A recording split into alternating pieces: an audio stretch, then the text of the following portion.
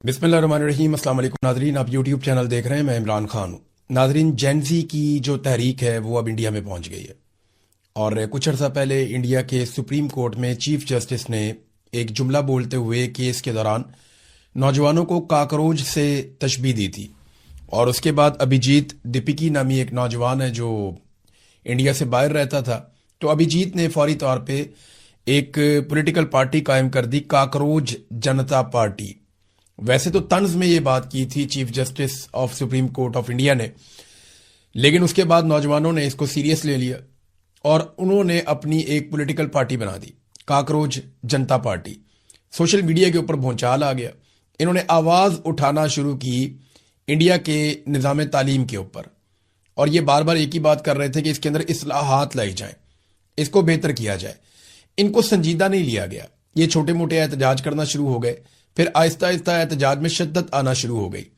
फिर एक वक्त आया कि कुछ तलबा ने और उनके साथ कुछ जो एक्टिविस्ट हैं उन्होंने मिलकर भूख हड़ताल शुरू कर दी।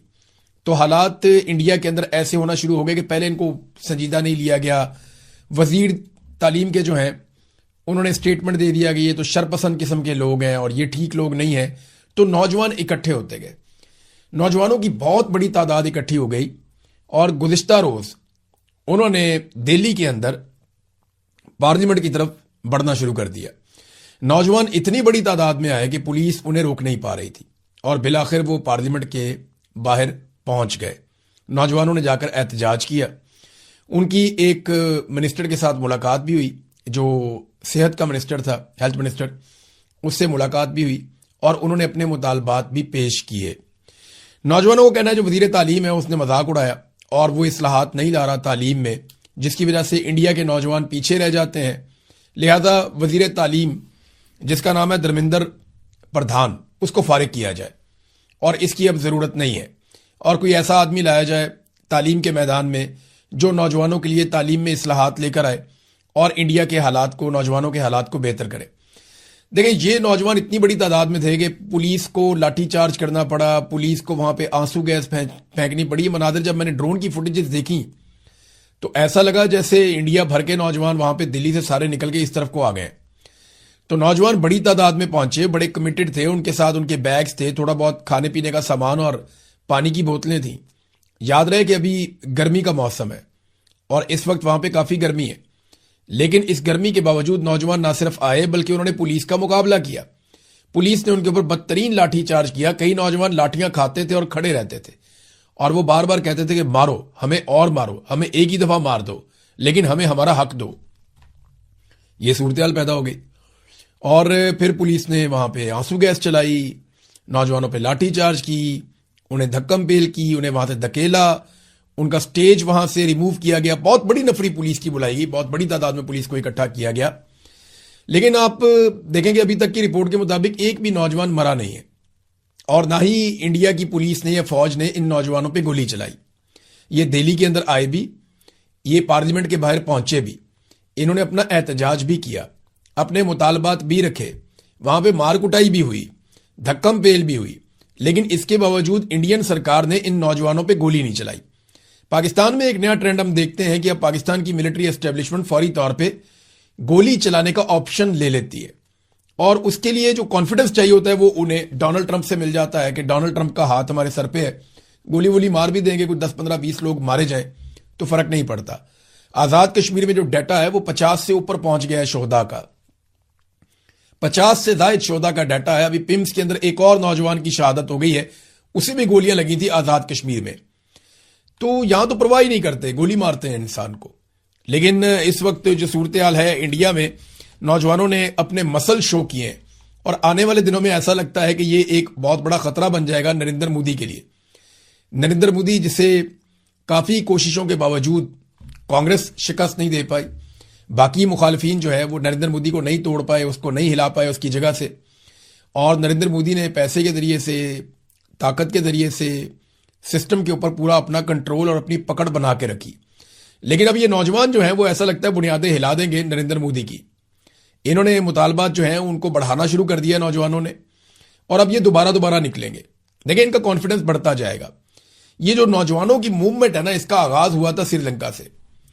سب سے پہلے سری لنکا کے اندر عوام نکلی جس میں بہت بڑی تعداد میں نوجوان تھے. یہ بھی تنگ آئے ہوئے تھے سسٹم سے. انہیں لگ رہا تھا کہ سسٹم شہریوں کو دبا رہا ہے. سری لنکا کے اندر انقلاب آ گیا. انہوں نے اٹھا کے پاک سے خاندان کی ایسی تیسی پھیر دی تھی اور ہم نے وہ مناظر دیکھے تھے. ابھی سری لنکا کے اندر چیزیں نارملائز ہیں. پھر ہم نے دیکھا بنگلہ دیش کے اندر نوجوان اٹھ گئے.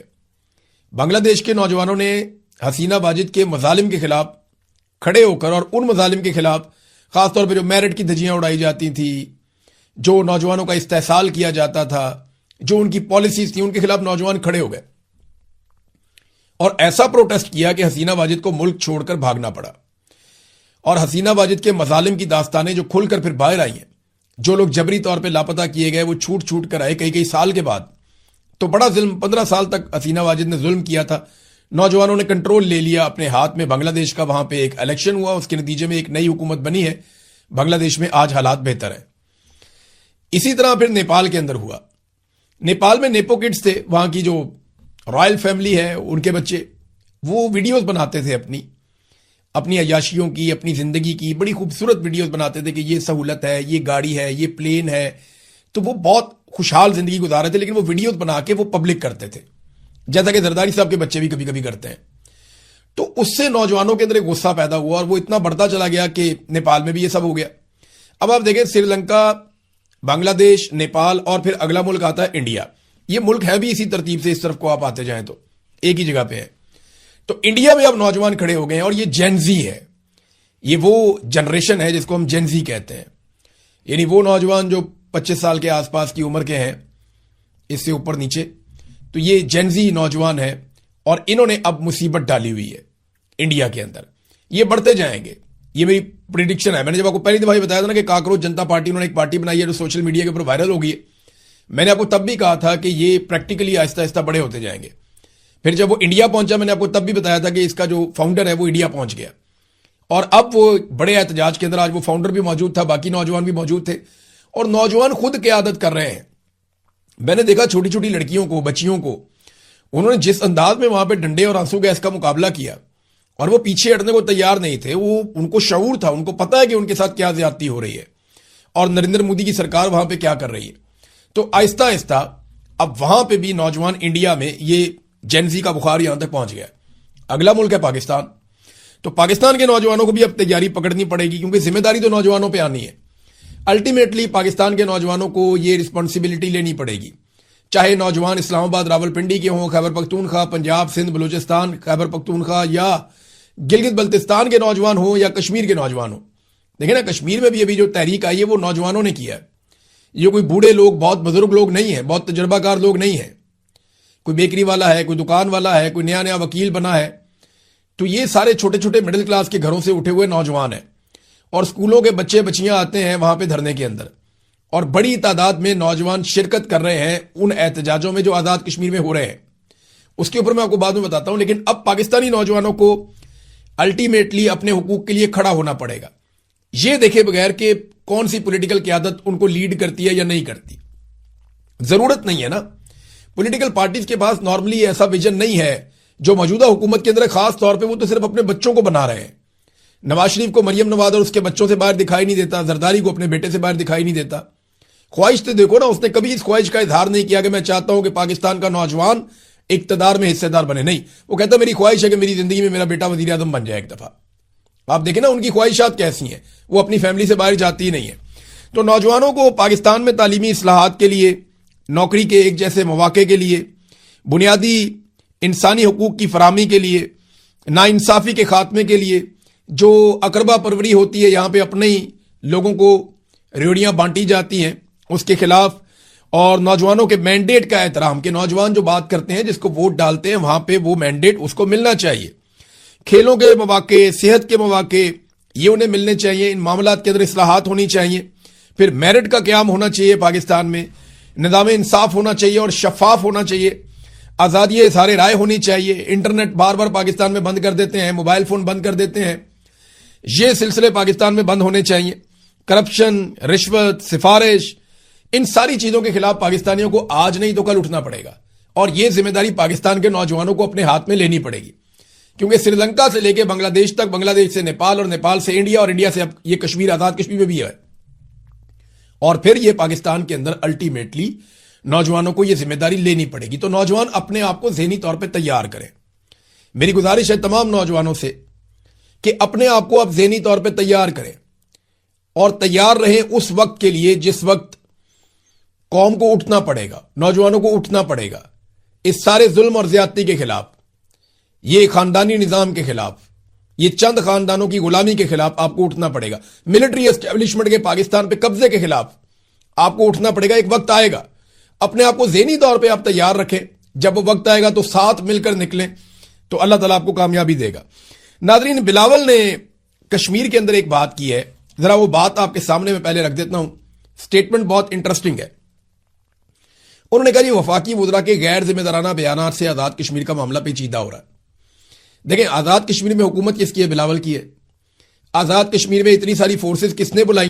جنہوں نے گولی چلائی بلاول نے بلائی، بلاول کی پارٹی نے بلائی اور گولی بھی چلوائی.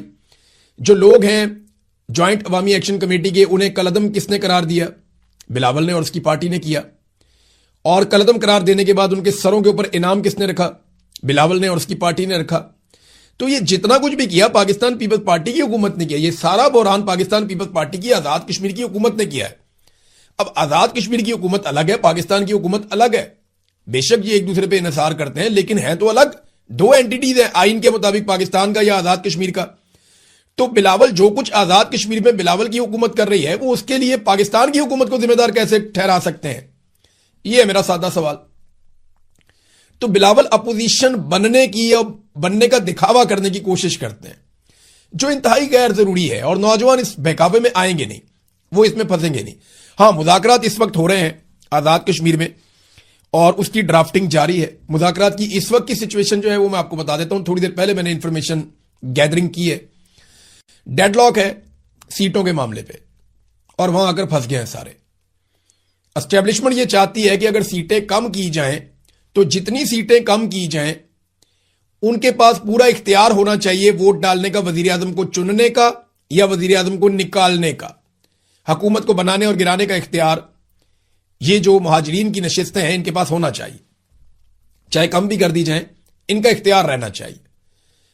لیکن جو جوائنٹ عوامی ایکشن کمیٹی کے لوگ کہتے ہیں ٹھیک ہے جی آپ 4 کریں 6 کریں، لیکن اختیار نہیں ہونا چاہیے. نہ یہ حکومت بنائیں گے نہ یہ حکومت گرائیں گے. حکومت بنانے اور گرانے کا اختیار آزاد کشمیر کے عوام کے پاس ہونا چاہیے، کیونکہ وہ آزاد کشمیر کی حکومت ہے، اور آزاد کشمیر کے عوام جس کو ووٹ ڈالیں گے وہی حکومت بنائے گا، وہی حکومت گرائے گا.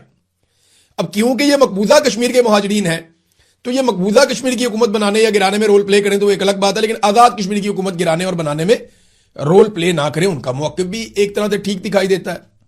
حکومت کا اپنا موقف ہے، حکومت نہیں اسٹیبلشمنٹ کا.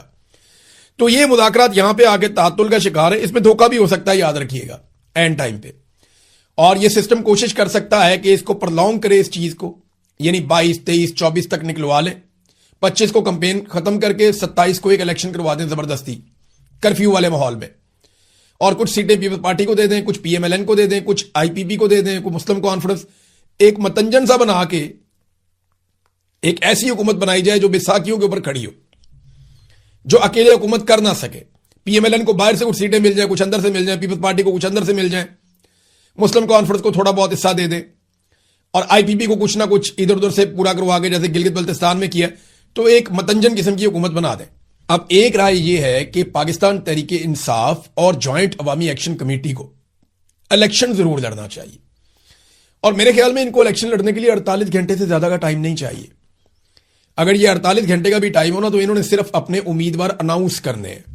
جو اس وقت آزاد کشمیر میں جوائنٹ عوامی ایکشن کمیٹی کو عوامی حمایت حاصل ہے یا سپورٹ حاصل ہے، وہ کسی اور پولیٹیکل پارٹی کو نہیں ہے، اور باقی سب پولیٹیکل پارٹی سے زیادہ پاکستان تحریک انصاف کے پاس سپورٹ ہے.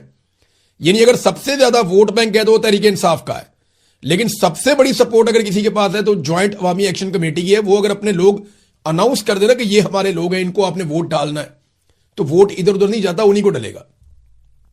یعنی میں نے کئی صحافیوں سے پوچھا، کوئی بہت محتاط بھی رہتا ہے نا، تو وہ کہتا ہے اگر یہ الیکشن لڑنے کا فیصلہ کرتے ہیں اور اپنے امیدواروں کو نامزد کرتے ہیں نا، تو یہ بڑے آرام سے اپنی حکومت بنا سکتے ہیں. یہ بات آزاد کشمیر کے اندر جو صحافی صحافت کر رہے ہیں انہوں نے مجھے بتائی کہ یہ اتنی بڑی مقبولیت ہو چکی ہے، اور پورے آزاد کشمیر کے کینوس کے اوپر ان کی آواز پہنچ گئی ہے. لوگ ان کے ساتھ کھڑے ہیں اور بہت سارے شہداء ہیں ان کے پاس. 23 تاریخ کو وہ شہداء کی یاد میں ایک دن منانے جا رہے ہیں. 50 سے زائد شہداء کی لسٹیں آ چکی ہیں, سینکڑوں زخمی ہیں. تو یہ اس وقت آپ ان کو نہیں ہرا سکتے الیکشن کے میدان میں. اگر وہ آ جاتے ہیں تو بس شرط صرف ایک ہے, جیسے آزاد کشمیر کے لوگ ہر چیز پہ پہرا